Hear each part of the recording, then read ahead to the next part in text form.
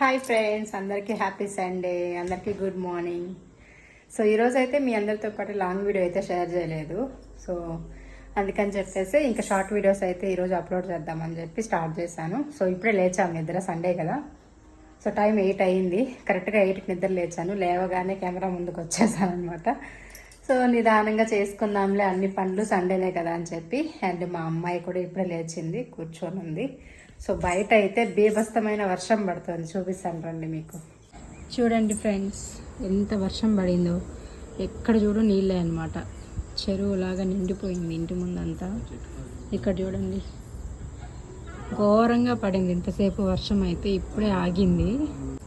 మా చెట్లు మాత్రం ఫ్రెష్గా ఉన్నాయన్నమాట, కలకలలాడుతూ ఉన్నాయి వర్షం పడేసరికి.